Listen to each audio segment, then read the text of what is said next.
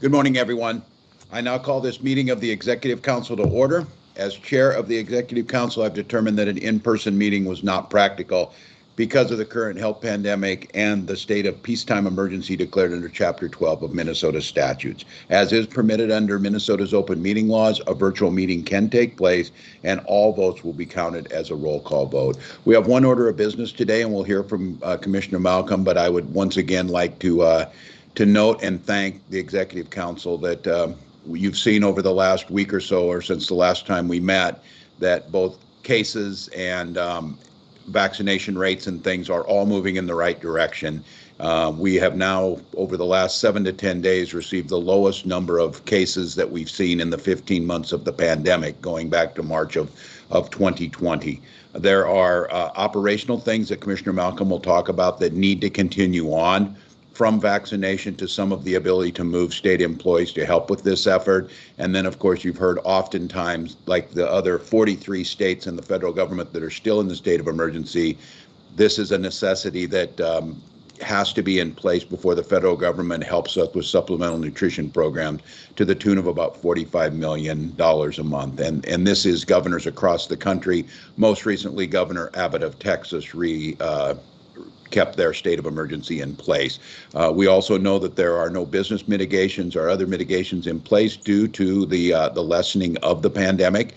And I think most of us have recognized as we set into place a month or so ago that most of the executive orders have rolled back and will continue to roll back. So I know there's a case to be made that the emergency is over. Many of those voices were the same voices that said the emergency was over in February of 2020 when the former president said there were 10 cases and it would soon be 0. This group of folks knew better than that, listened to the health experts, and recognized that we were entering a very dangerous global pandemic. With that being said, it is very clear now that we are in the final stages and that most of the executive orders, as I said, will unwind or have unwind and will in the near future. Today is simply re-upping the state of emergency so that the status quo of the work that we're doing continues.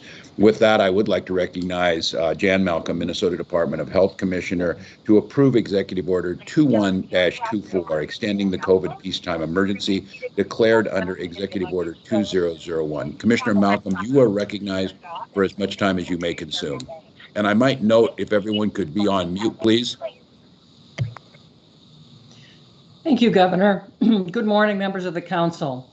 I think the governor has done a good job of laying out where we are. Certainly, our peacetime emergency looks entirely different than it did in March of 2020 when it began, when we literally were just learning about the virus. And it even looks different than when we met last month.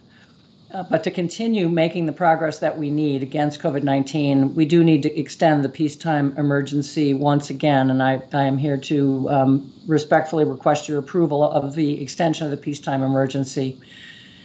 The governor has mentioned that as a result of the pandemic, and all 50 states had declared states of emergency, and 43 of them are still in place today. And the governor has taken a very measured approach to winding down our administrative response to the pandemic. Last month, 9 of the executive orders were rescinded, and another 13 of the executive orders will end by the end of June.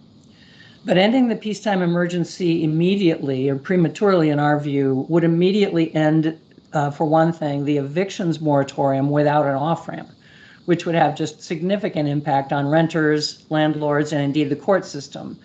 The legislature needs to come together and reach a compromise on an off-ramp to the evictions moratorium that works for both renters and landlords while ensuring stability and order in the housing market before this executive order should be allowed to lapse through the emergency powers. As the governor has mentioned often, and as the written executive order makes clear, what the peacetime emergency does is open up a toolbox, which has been so critical for our ability to move quickly and flexibly to respond as the vaccines have come online, and as we've learned more about the virus, and indeed as the pandemic has gone through multiple waves.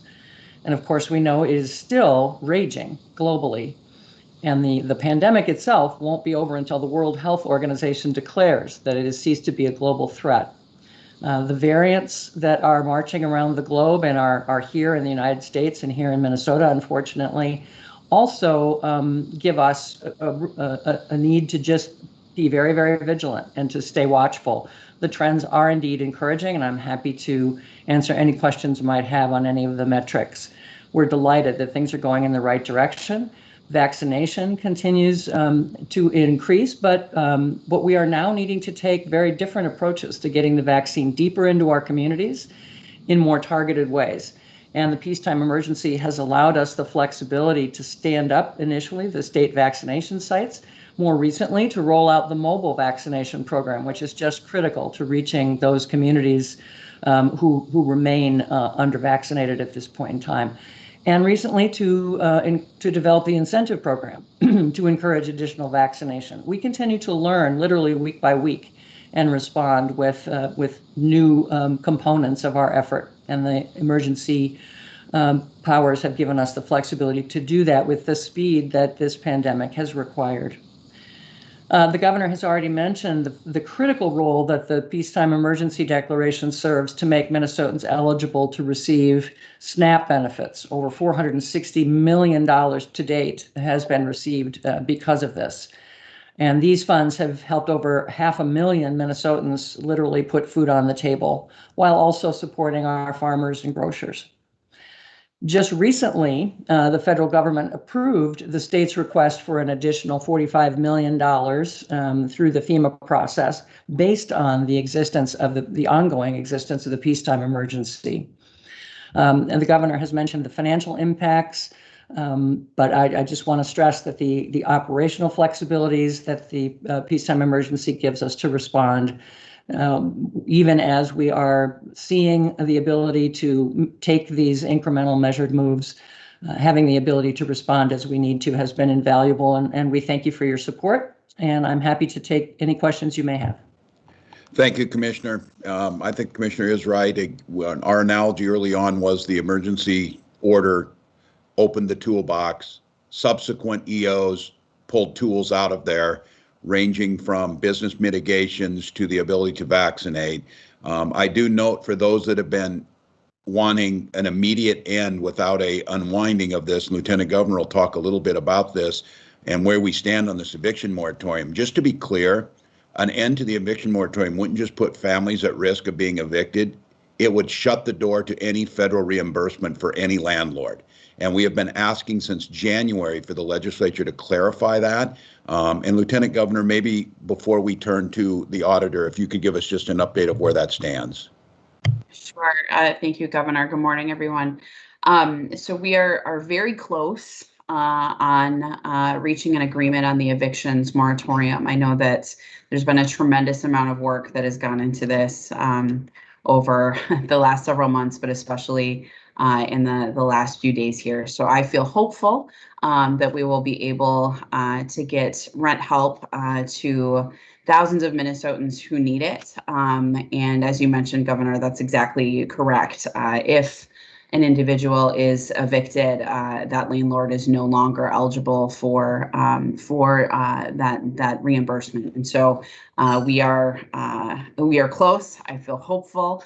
And just a reminder, the importance of this was that we've been able to keep to save the lives of about 2,000 people, and that's critically important, and I think something that this Executive Council can also be very proud of. Thank you, Lieutenant Governor. Auditor, you are recognized. Thank you, Governor. I have to say, each time these come around, you all spend more and more time talking to me about them. But, it kind of reminds me of when I was a kid in a summer very much like this one, we had a grass fire go through our whole neighborhood, take it all out. And we lived far enough out in Burns Township that we couldn't get firefighters out there. So we had to grab brooms and sweep it out if you ever swept out a fire. And my dad taught me there, you don't stop until you've swept it all out, because you turn your back once, you turn back and it's back. And I remember doing that a few times, and so I really appreciate that. Yes, we've got to sweep the fire all the way out. We're not where we need to be yet on vaccinations. We're not where we need to be yet, as Lieutenant Governor talked about, on evictions and other things. And I also want to just not only am I going to vote yes for this, but also a special thanks, and I think the governor was going to maybe do this too, but to Lieutenant Governor Flanagan and to Attorney General Ellison for all the work I see them doing to help support vaccination in the communities that need it most. So thank you for all of that. No, thank you, Auditor. And that's an apt analogy. I think you're exactly right. Jan talks about these hot spots, and I think we're now seeing, and we're pretty worried about, you know, counties that become under-vaccinated and what happens. It won't be a statewide emergency. And please know that we are working the best we can with the legislature. I think the timeline you see is the eviction moratorium. I mean, if the work gets done the way it could, we could sign that tomorrow. And that starts to kick things into play. But just there was some talk in there about changing Minnesota's emergency powers to prohibit us from ever being able to respond again. And I really worry about future administrations and future executive councils, and to be quite honest, future Minnesotans who would be then at the mercy of a slow-moving, either, you know, public or private bureaucracy to handle something that took really unpopular but quick moves based on science. That's what all of you did. So that's a very good analogy, I think, Auditor, that this thing could come back, and it will come back in some form. I think the good news is we're going to have both vaccinated and natural some immunity. Any further questions? I'd now call for a motion to approve Executive Order 2124. So moved. I'd now call roll call vote of each member. Attorney General Ellison.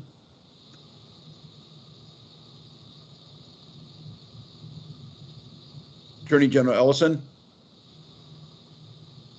Secretary of State Simon. Aye. Auditor Blaha. Aye. Lieutenant Governor Flanagan.